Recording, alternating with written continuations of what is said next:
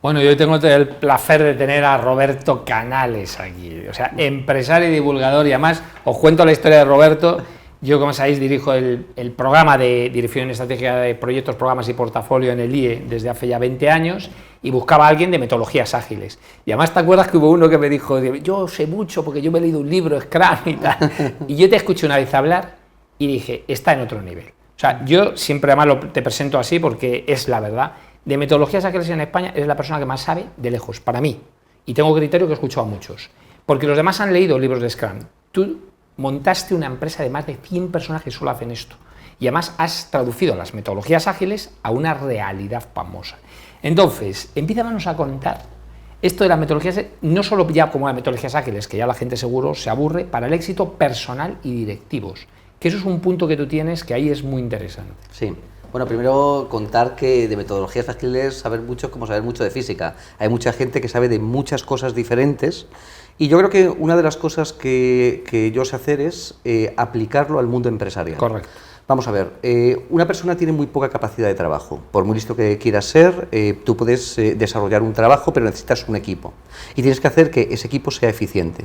Pero no solamente eso, sino que las empresas tienen que tener una estrategia, tienen que tener una dirección estratégica de proyectos y tienen que traducir eso a trabajo de un equipo. Correcto. Y a entrega de valor individual. ¿Qué es lo que sucede? En la mayoría de las empresas o en la mayoría de los equipos, la gente va prosperando, o como me pasaba a mí, por ejemplo, de un introvertido disfuncional a estar todo el día programando, porque yo lo que me he dedicado siempre y lo que he construido es un equipo de desarrollo muy potente, y luego lo que hemos traducido es a algo que no tiene que ver con el software, y es el que tú puedes hacer tu trabajo muy bien, pero lo que tienes que conseguir es el que un equipo funcione de un modo muy eficiente. ¿Un directivo qué es lo que le pasa? Pues lo mismo. El directivo va prosperando y va teniendo un problema, y es el que este directivo tiene que de algún modo dejar de hacer la mitad de las cosas que hacía y empezar a hacer otras distintas. Porque si tú eras antes un técnico en cualquier tipo de negocio, me da igual que estés en marketing, que estés en financiero, y lo que te sucede es el que vas prosperando y tienes que hacer que el trabajo salga, lo primero que tendrás que hacer es crear un equipo de alto rendimiento que esté autogestionado. Las metodologías ágiles te hacen que eso lo hagas. El aumentar digamos, tu capacidad de trabajo reduciendo el lote. Si tú haces un proyecto y vas entregando cada vez un poquito del proyecto, obtienes un feedback del mercado y puedes saber si eso que haces tiene sentido o no tiene sentido. También lo que sucede, como nos cuentan metodologías como Lean Startup, es falla rápido, falla barato. Si yo lo que quiero hacer es trabajar en proyectos que son innovadores y que no se han hecho nunca, lo que sucede es que no me puedo arruinar en esa fase del proyecto. Entonces, las metodologías tradicionales siempre han valido para las cosas que son predictivas y que sabes antes de empezar cómo van a terminar. Pero lo que sucede es que hay muchos proyectos que son lo que se llaman misterios. Hasta que yo no hago una primera versión, el mercado no me dice si es válido o no es válido. Pasa con las campañas de marketing, pasa con el software, pasa con un montón de cosas. Entonces, en estos programas, por ejemplo en el IE, lo que explicamos es precisamente cómo un directivo puede utilizar metodologías o conceptos, mejor, no la metodología como tal, hemos hablado sino conceptos de Lean. Exacto. Para, digamos, reducir el tamaño del lote, mirar el todo, maximizar la gestión del conocimiento de los equipos, hacer que cada equipo sea cada semana más potente. Luego puedes utilizar paneles Kanban, por ejemplo, para conseguir invertir el control. Y hay algo que funciona maravillosamente. Si tú, en vez de decirle a la gente lo que tiene que hacer, les dices a ellos que te digan lo que ellos van a hacer, puedes comprobar rápidamente si estás alineado estratégicamente. Si todo eso lo vas poniendo en paneles, lo que tienes son radiadores de información donde vas viendo que la gente está alineada, en qué está trabajando, cuál es el flujo, puedes medir. Y luego hay metodologías como estas más conocidas como Scrum, que es una parte residual, que lo que te ayuda es a que la ejecución técnica de esos proyectos se vaya haciendo de un modo iterativo incremental, es decir, que vayas sacando versiones funcionales de las que estés un poquito avergonzado, que eso es lo importante, no el tirarte 10 ciclos para conseguir el proyecto, que es básicamente hacer lo que hacías antes, sino ir sacando valores incrementales de producto donde puedas testearlo y donde puedas encontrar cómo funciona. Claro, cuando un directivo cambia su modo de trabajar e implementa estos conceptos dentro de su día a día, su productividad mejora y prospera en la cadena. Y una cosa que, porque tú eres una persona muy curiosa, que te conozco hace muchos años y a mí comparto algo, que yo siempre miro por qué la gente, o sea, yo tengo una obsesión cuando veo a un grupo de, pues una clase, 20, 30, digo, ¿por qué unos tienen éxito y otros no? O veo un cantar, ¿por qué unos tienen éxito y otros no? ¿No? Siempre he estado toda mi vida y además tengo mi historia y cuento mi película y quiero escuchar la tuya, porque patrones de éxito, yo sé que tú es un tema, ¿qué patrones has identificado para que las personas, productos o empresas tengan éxito? Mira, voy a dar un vector que creo que puede ser muy útil para todo el mundo y lo cuento ya en todos los cursos, en todos los sitios donde voy, y es un libro que está gratuito además en internet que se llama El almanaque de Naval Ravikant. El almanaque de Naval Ravikant te cuenta cómo ser feliz y cómo hacerte rico. Y yo, mirando mi vida atrás, me he dado cuenta de que ese libro es maravilloso porque tiene un patrón que todo el mundo puede seguir.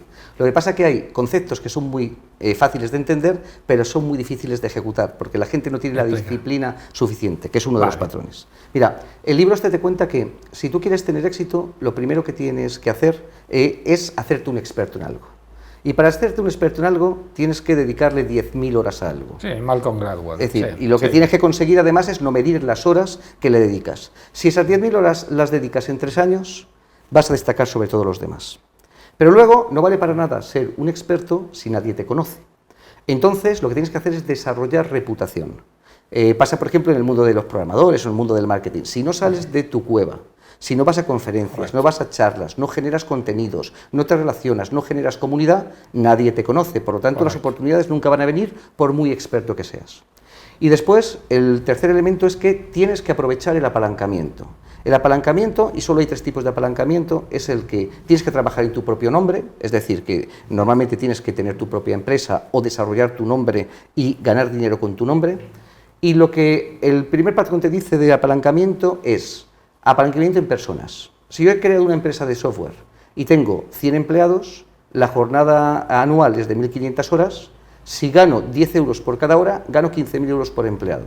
Si tengo 100 empleados, gano 1,5 millones de euros. Por lo tanto, tienes que apalancarte en personas. Luego la segunda parte que tienes que hacer es, o que podrías hacer es apalancarte en capital. Tú imagínate, si tú ahora mismo eres capaz de conseguir un crédito de 1 millón de euros y ese 1 millón de euros lo inviertes en comprar una casa de 1 millón de euros o de 900.000 y reformarla con 100.000, a los 5 meses la vendes por 1,5 millones, ¿qué rentabilidad has sacado? Una auténtica barbaridad. Te apalancas en un dinero que no tienes. O es más, lo que haces es el que, como ha sido mi caso, yo he construido una empresa y alguien te la compra en base a los posibles beneficios futuros. Es decir, tú das un EBITDA, das un beneficio y te dan un multiplicador. Por lo tanto, te puedes hacer rico con ello. Y el tercer elemento es invirtiendo en valores de copia residual cero. Eso significa que si tú escribes un libro y tienes 1 millón de seguidores y ganas 1 euro por cada copia del libro, estás ganando 1 millón de euros. Entonces, no hay mucho más patrones de éxito. Pero mira, te voy a contar además otra cosa. Y a nivel de personas, porque entiendo lo que me has dicho, pero a nivel de personas, ¿qué crees que tiene? Has dicho una, que yo estoy de acuerdo, la constancia, o sea, es decir, eso para mí es la una, o sea, para mí es la primera, luego a partir de ahí todas, ¿no? ¿Qué otras cosas crees que tienen? Mira, una es la constancia, otra es la disciplina y otra te voy a decir que es la fe. La fe, vamos a ver. Tú tienes que tener una idea y dedicarle muchos años a esa idea. Yo he vendido mi empresa después de 21 años con ella. Construí un portal que se llama Izos al Trabajo. Sí, eso es buenísimo. En el que acumulamos un montón de contenido y nos conseguía clientes sin tener que hacer labores comerciales y nos proporcionaba una ventaja competitiva, porque si tú vas a vender, la mejor herramienta es el descuento. Si vienen a ti, pues tú le puedes decir, oye, no haber venido, este es el precio que tengo. Entonces, pero ese es el mismo ejemplo. Tú construyes una reputación, te dejas encontrar y te da ese patrón. Pero cuando yo empecé el portal, un nombre tan feo, Adictos al Trabajo, me decía la gente, vas a compartir conocimiento gratis. Sí, ¿esto va a funcionar? Y digo yo, esto va a funcionar dentro de unos años. Cuando luego la gente va creciendo contigo y va aprendiendo y te ve como un experto, las cosas vienen solas. Sí, exacto. Pero claro, si no tienes fe y enseguida desistes, pues las cosas no van a funcionar. Mira, un libro también muy interesante es el de Hábitos Atómicos, que te dice, oye, cómo aprender a construir buenos hábitos para mantenerlo en el tiempo. Sí. Porque las cosas no se consiguen de un día para otro y la gente desiste demasiado pronto. Por lo tanto, esfuerzo, disciplina, fe, ¿vale?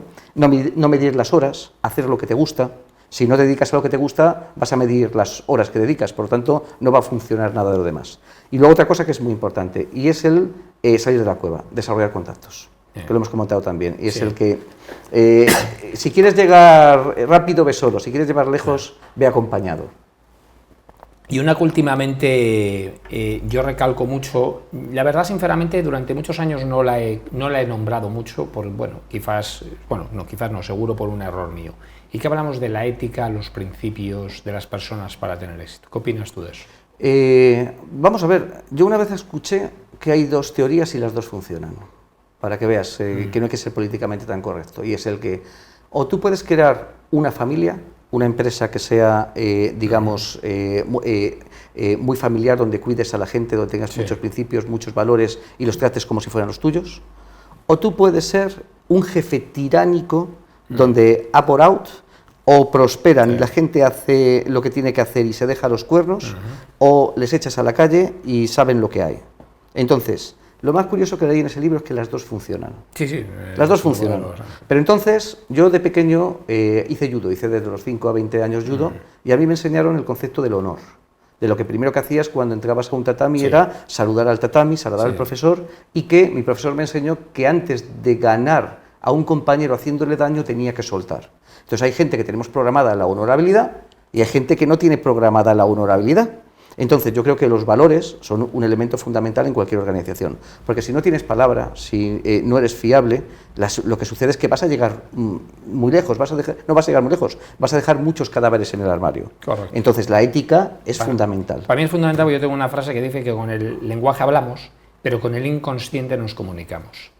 Y el inconsciente sabe perfectamente de una persona cómo eres, qué eres y cuál es tu verdadero propósito.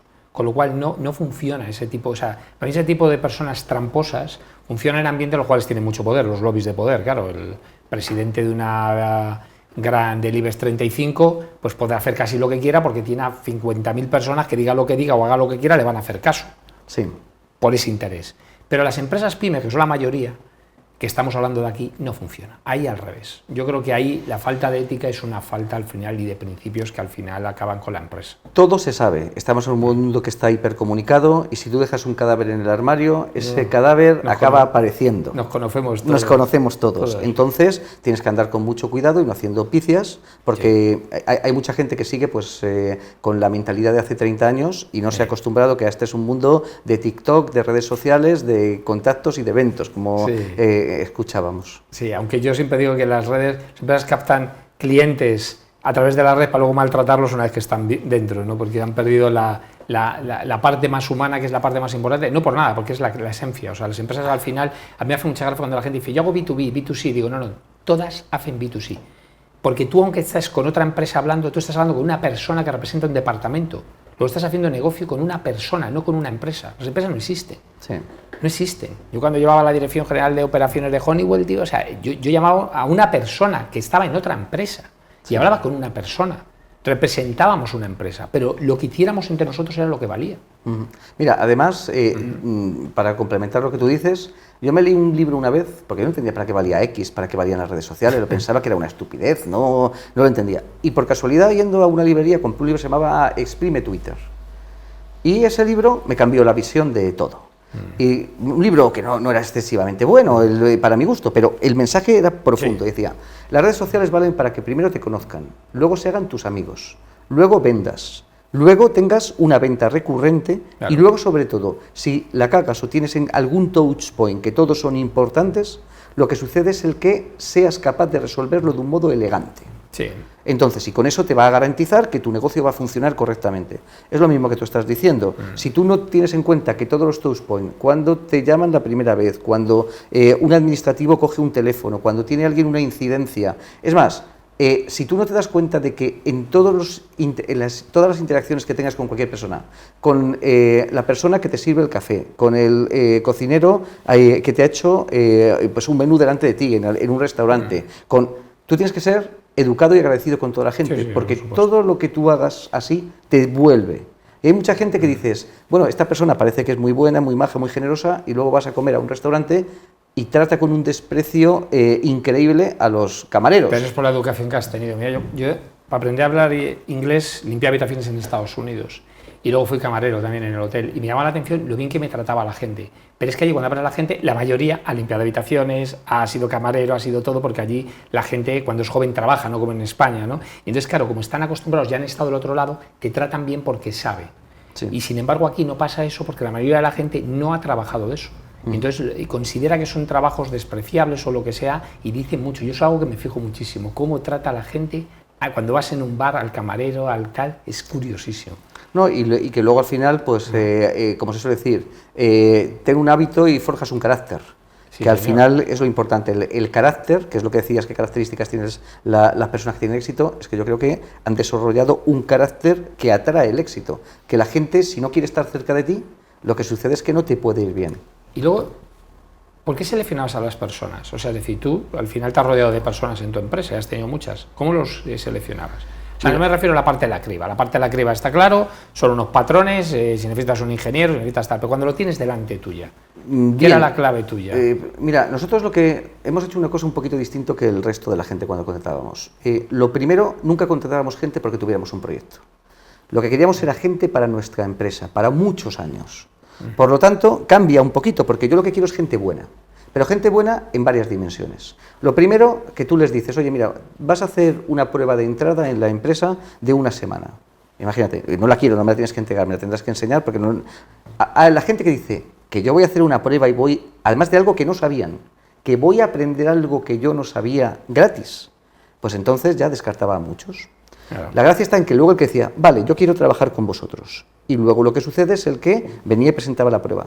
Lo siguiente que hacíamos en la selección es el que teníamos que revisar que fuera una buena persona. Si no me parece una buena persona, alguien con que me quiera ir, yo con mis compañeros de trabajo me voy a montar en bicicleta por Europa todos los años. Montas mucho en bici, ¿eh? Entonces, si no me quiero ir a montar en bicicleta con ellos, Vale. no quiero trabajar con ellos en el día a día. Porque al final vamos a compartir muchas horas. Para mí importante es el vínculo. Y luego, por ejemplo, comportamientos soberbios o... Sí. Yo es que soy el que más sabe de... Mira, no, es que, como decía al principio, la capacidad de trabajo de una persona es muy limitada, necesitamos construir equipos y necesitamos sobre todo que la gente forme a los que vienen por detrás. Sí, señor. Por tanto, como tú bien decías, capacidad de aprender era lo fundamental y que me pareciera buena persona. Esos eran los dos elementos fundamentales para montar un equipo. Bueno, Roberto, como siempre, un placer tenerte. Roberto Canales está en todas las redes, seguirle, porque este hombre todo lo que cuenta es siempre interesante, no ya solo por metodologías ágiles, yo le conozco hace muchos años, es mucho más interesante lo que cuenta fuera de metodologías ágiles, y mira que sabe, porque es una persona de la vida y que nos cuenta cosas súper interesantes.